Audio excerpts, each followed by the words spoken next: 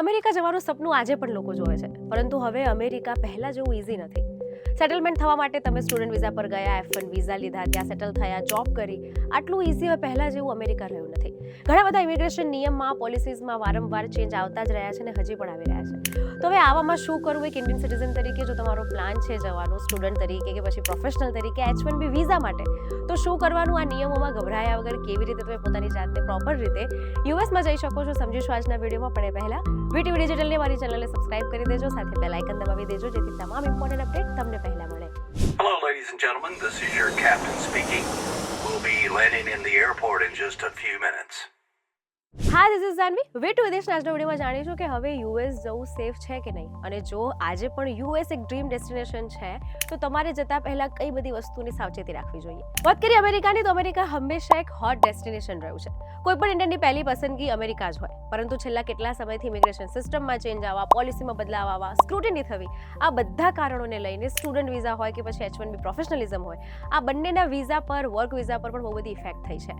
હવે પ્લાનિંગ વધારે સારી રીતે અને લોંગ ટર્મ સમજીને કરવું ખૂબ જરૂરી થયું છે. હવે જો એમાં સ્ટુડન્ટની વાત કરીએ તો પહેલા સ્ટુડન્ટ શું કરતા કે ભાઈ પહેલા તમે વિઝા એપ્લાય કરતા, ત્યાં જતા, ભણતા, અને પછી સીધી રીતે પ્લાન કરી લેતા કે ઓકે હવે જોબ મળી ગઈ છે તો હવે H1B પર ટ્રાય કરીએ.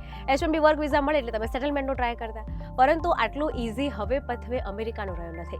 એટલે ડિગ્રી, ઇમિગ્રેશન પથ અને જોબ, આ ત્રણ વસ્તુ પહેલા ઇઝી થઈ જતી હતી, પરંતુ હવે એમ્પ્લોયર્સ રૂલ્સ, ઇમિગ્રેશન પોલિસીને લઈને વધારે સ્ટ્રિક્ટ થયું છે. હવે એનો અર્થ એવો નથી કે હવે સ્ટુડન્ટનું ડેસ્ટિનેશન જે છે તે અમેરિકા રહ્યું નથી.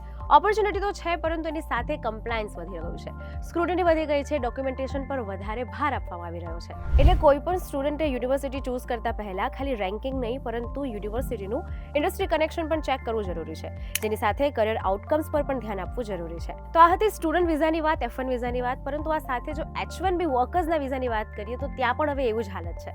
પહેલાની જેમ ઇઝી વસ્તુ જે છે તે H1B વર્ક વિઝા માટે પણ નથી, કારણ કે હાલના પ્રોફેશનલ્સે અનુભવ્યું છે કે હવે આ વિઝા પર લોંગ ફ્યુચર પ્લાન કરવું રિસ્કી છે. પણ જોબ ચેન્જ કરવી, રિન્યૂ કરવી, ઇન્ટરનેશનલ ટ્રાવેલ અથવા ગ્રીન કાર્ડ બેકલોગ, હવે આ બધા જ કરિયરનો ડિસિઝનનો એક પાર્ટ છે. અને એટલે જ હાલની ઇમિગ્રેશન સિસ્ટમને સમજીને પ્રોપર ફ્યુચર પ્લાન કરવું ખૂબ જરૂરી છે. હવે આ બધાની વચ્ચે એક ઇન્ડિયન પ્રોફેશનલ તરીકે અથવા ઇન્ડિયન સ્ટુડન્ટ તરીકે જો અમેરિકા જવાનું પ્લાન છે તો શું કરવું, ચાલો સમજીએ. સૌથી પહેલા એ ક્લિયર કરી લઈએ કે અમેરિકામાં લીગલ સ્ટેટસ રાખવાવાળા ઇન્ડિયન્સના રાઇટ્સ તો સિક્યોર જ છે. જો કોઈ પાસે વેલિડ વિઝા છે, કેટેગરીમાં આવતા બધા નિયમનું જો યોગ્ય પાલન થઈ રહ્યું છે, ડોક્યુમેન્ટ્સ પ્રોપર છે, તો સ્ટેટસ પર કોઈ પણ ક્વેશ્ચન નથી. પણ ઇમિગ્રેશન સિસ્ટમમાં એડિશનલ રિવ્યૂ અને પ્રોસેસિંગ ડીલે જેવું થઈ શકે છે. એટલે કે ઇમિગ્રેશન સિસ્ટમ જે હાલની છે એ પ્રમાણે તમારું ડોક્યુમેન્ટેશન પ્રોપર હોય તો પછી તમને H1B વિઝા હોય કે પછી સ્ટુડન્ટ વિઝા હોય, એમાં તમને એટલો બધો પ્રોસેસિંગ ટાઈમ જે છે તે ડીલે ફેસ નહીં કરવો પડે. અને એટલે જ દરેક એપ્લિકન્ટે તમામ documents, visa documents, immigration files documents proper રાખવા અને અપડેટેડ રાખવા ખૂબ જ જરૂરી છે. વાત કરી F1 વિઝાની, સ્ટુડન્ટ વિઝાની અને H1B વર્ક વિઝાની. પરંતુ આ સાથે ગ્રીન કાર્ડ પણ જે છે તે ખૂબ ચર્ચામાં છે. ગ્રીન કાર્ડને લઈને પણ ઘણા બધા પોલિસીઝ, રૂલ્સ બધું બહુ ચેન્જ થતું રહે છે, અને જેના કારણે ગ્રીન કાર્ડમાં પણ બહુ અનસર્ટિનિટી છે. ઘણા બધા ઇન્ડિયન્સ પહેલેથી જ વેઇટિંગ લાઇનમાં છે. હાલના પોલિસી ડિસ્કશન પ્રમાણે ચિંતા બધાની વધી છે, પણ કોઈ પણ બદલાવને ઓફિશિયલ રૂલ્સ, ગવર્મેન્ટને આધારે ચેક કરવું જરૂરી છે.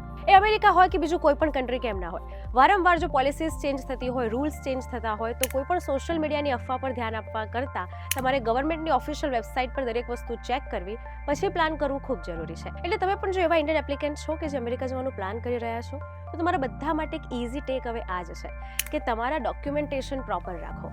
કારણ કે જો સ્ક્રુટિની વધી રહી છે, ઘણી બધી વસ્તુ વારંવાર બદલાઈ પણ રહી છે, પણ આ બધામાં એક વસ્તુ જે છે તે કોન્સ્ટન્ટ રહેવાની છે, એ છે તમારા ડોક્યુમેન્ટ્સ. ડોક્યુમેન્ટ્સ પ્રોપર હશે, પ્રોપર અપડેટેડ હશે, તો આ બધો ડીલે જે છે પ્રોસેસિંગનો, એ તમારે ફેસ નહીં કરવો પડે. એક ઇન્ડિયન તરીકે ઇમિગ્રેશનને કરિયર સ્ટ્રેટેજીથી સમજવું, પોતાની ફિલ્ડને સ્ટ્રોંગ પ્રોફાઇલ બનાવી, ડોક્યુમેન્ટ્સ પ્રોપર રાખવા, ઓલ્ટરનેટિવ પથ પર વિચાર કરવો, આ બધાને ધ્યાનમાં લઈને પ્લાન કરવું ખૂબ જરૂરી છે. એટલે હવે ખાલી વિઝા મળ્યા અને તમે કન્ટ્રી ગયા અને સેટ થયા એટલું ઇઝી નથી. વિઝા સાથે તમારું પ્રોપર સ્ટ્રોંગ કરિયર પ્રોફાઇલ પણ એટલું જ જરૂરી છે. આ સાથે ખાલી વિઝાના ભરોસે ના બેસી રહેતા તમે જે ફિલ્ડ માટે ત્યાં જઈ રહ્યા છો એ ફિલ્ડની કરિયર પ્રોફાઇલ પણ સ્ટ્રોંગ બનાવવી ખૂબ જરૂરી છે. તો આ હતી અમેરિકા જવાની વાત કે અમેરિકા જો જવું છે તો તમારે કઈ કઈ વસ્તુનું ધ્યાન રાખવું જોઈએ. નિયમો ભલે બદલાઈ રહ્યા છે, સ્ક્રુટિની ભલે વધી રહી છે, પરંતુ પ્રોપર ડોક્યુમેન્ટેશન અને ફ્યુચર પ્લાન હશે તો અમેરિકા જવું આજે પણ સેફ છે. આવા જ વિડીયોઝ માટે VTV ડિજિટલ સાથે જોડાયેલા રહો.